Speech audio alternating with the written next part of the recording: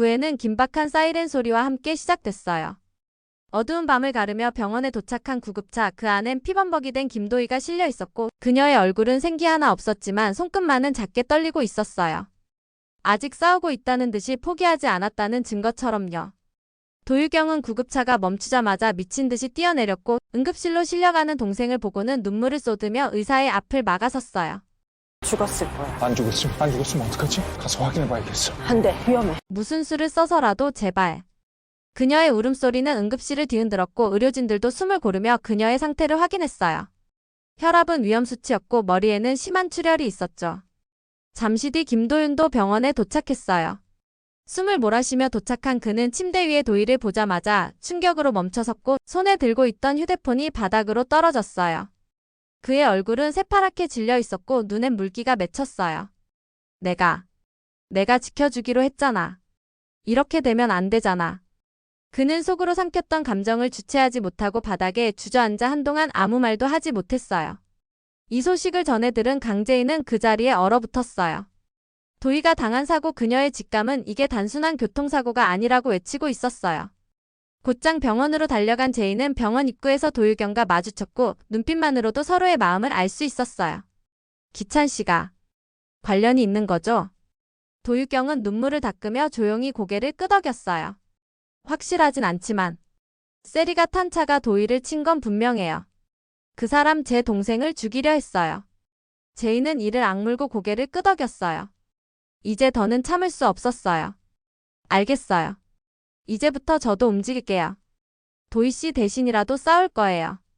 더는 그 사람들 마음대로 하게 두지 않겠어요. 그녀는 곧장 자영에게 연락을 했고 도희의 사고에 대한 증거를 모으기 시작했어요. 병원 근처 CCTV 목격자 진술, 그리고 기찬과 세리의 행적까지요. 그녀는 단순히 분노에 찬 피해자가 아닌 싸울 준비가 된 전사가 되어가고 있었어요. 같은 시각 세리는 호텔 방에 숨어 있었고 기찬은 그녀를 찾아왔어요.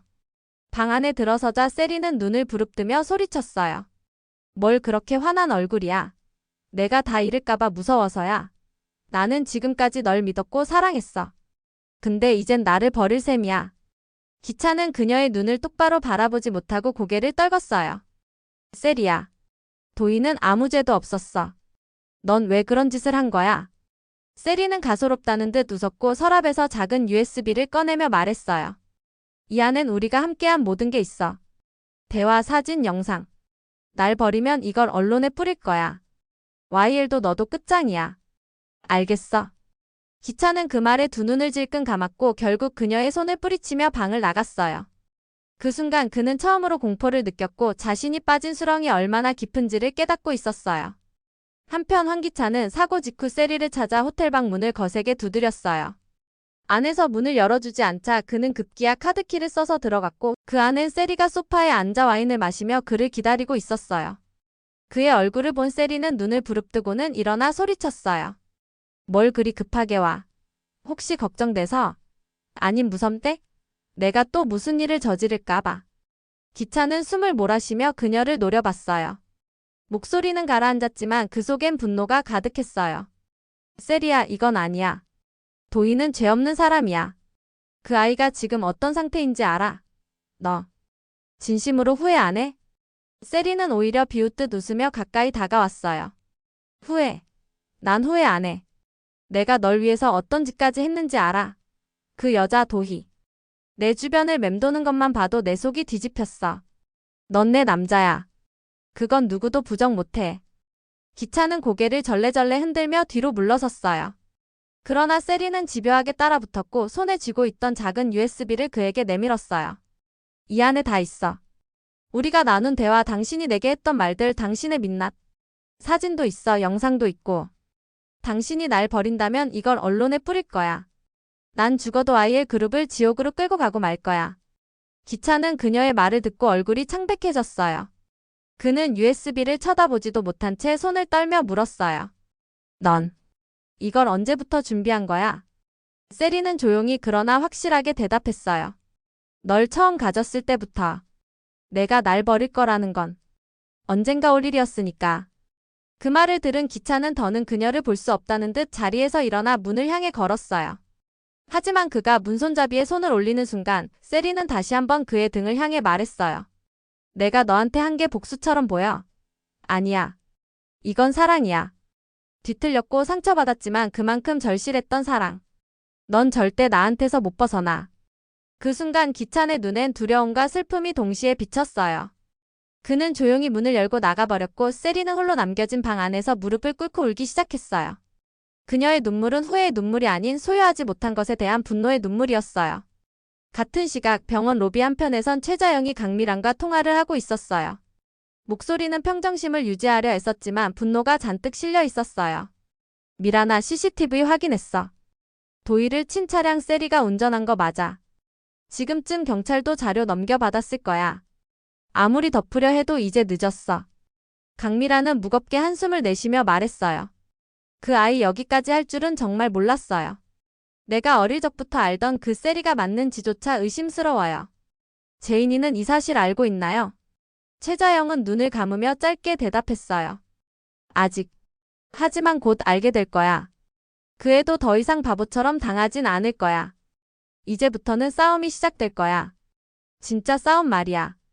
다음 날 아침 제인은 병실로 급히 달려갔어요. 도희가 잠시 의식을 되찾았다는 연락을 받았기 때문이었어요. 병실 문을 열자 창백한 얼굴의 도희가 산소호흡기를 뗀 채로 조심스럽게 눈을 떴고 제인을 알아보며 아주 희미하게 미소를 지었어요. 괜찮으세요? 도희 씨. 정말 다행이에요. 너무 무서웠어요. 도희는 말은 못했지만 미약하게 고개를 끄덕이며 손을 내밀었고 제인은 곧장 그녀의 손을 꼭 잡았어요. 그 따뜻함에 눈물이 핑 돌았고 제인은 도희의 눈을 보며 말했어요. 이젠 제가 지켜드릴게요. 절대 다시는 이런 일 없게 만들게요.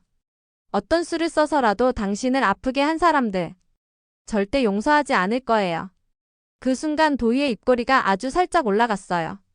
미약한 의식 속에서도 자신을 믿고 지켜줄 사람이 있다는 사실이 그녀에게는 커다란 위로였던 거예요. 한편 도윤은 도희의 사고 직전 병원 근처의 CCTV를 직접 확보했어요. 그는 노트북을 들고 병실 밖에서 제인을 기다렸고 제인이 문을 열고 나오자 바로 노트북 화면을 보여줬어요. 이 장면 보세요. 저 차 바로 세리와 기찬이 타고 있었어요. 도희가 사고 난 정확한 시간대 바로 이 장면이에요. 속도도 엄청 빨랐고 사람을 치고도 그냥 가버렸어요. 제인은 입술을 질끈 깨물며 화면을 바라봤어요. 한 장면 한 장면이 그녀의 분노를 더 부채질했어요. 도윤은 다시 말했어요. 이젠 증거도 있어요. 더는 밀릴 이유 없어요. 이번엔 확실히 밀어붙이세요. 도희를 위해서라도. 그리고 당신 자신을 위해서라도요. 제인은 고개를 끄덕이며 노트북을 받아들었어요. 그리고 말했어요.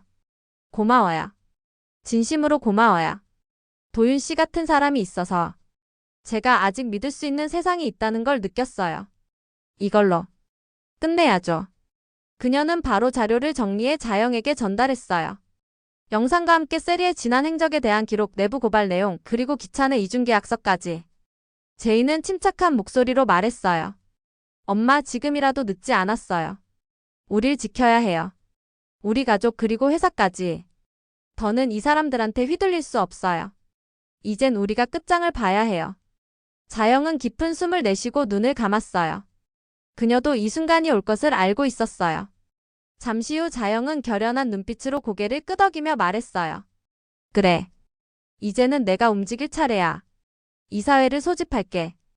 그리고 그 둘이 했던 모든 짓들 회사 안에서 절대 발붙이지 못하게 만들겠어.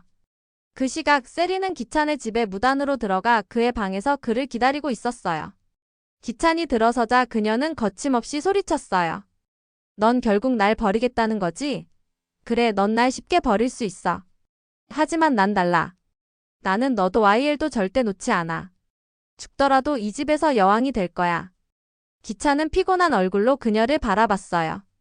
그만해, 세리야. 지금까지 내가 한 짓들 다 알고 있어. 도희가 어떤 상태인지 알고도 내가 이렇게 당당할 수 있는 이유가 뭐야? 세리는 오히려 웃음을 지었어요. 당당하지 않아. 나도 무서워. 하지만 널 잃는 게 더 무서워. 널 얻기 위해 얼마나 많은 걸 버렸는지 알아. 내가 어떻게 여기까지 왔는데. 그냥 날 버려. 웃기지 마. 세리야. 캐서린이야. 아무도 날 이길 수 없어. 기차는 고개를 돌리며 짧게 대답했어요. 이젠 끝이야. 넌 이미 선을 넘었어. 나도. 더는 못 버텨. 그 순간 병실에서 조용히 눈을 감고 있던 도희가 천천히 눈을 떴어요. 그녀는 벽을 바라보며 작게 중얼거렸어요. 아직 끝난 게 아니에요. 이제 시작이에요. 진짜 싸움은 지금부터예요. 그녀의 목소리는 작았지만 분명했고 차가운 병실 안에 또 하나의 전쟁을 예고했어요. 도희의 눈빛은 분노와 결의로 가득 차 있었어요. 제이는 병실 안으로 다시 들어왔고 도희와 눈을 맞추며 조용히 말했어요. 도희 씨 괜찮아요. 우리가 함께 싸우면 절대 무너지지 않아요. 제가 끝까지 옆에 있을게요. 이젠 절대 혼자 두지 않아요. 도희는 천천히 고개를 끄덕이며 제인의 손을 잡았어요. 두 여자의 눈빛은 누구보다 단단했고 이제 더는 후퇴란 없다는 걸 서로 느끼고 있었어요. 싸움은 이제 막 시작되려는 참이었어요. 오늘도 끝까지 함께 해주셔서 정말 감사드려요. 구독과 좋아요 그리고 알림 설정까지 해두시면 다음 회차 리뷰도 빠르게 받아보실 수 있어요. 그럼 저희는 다음 영상에서 다시 만나요.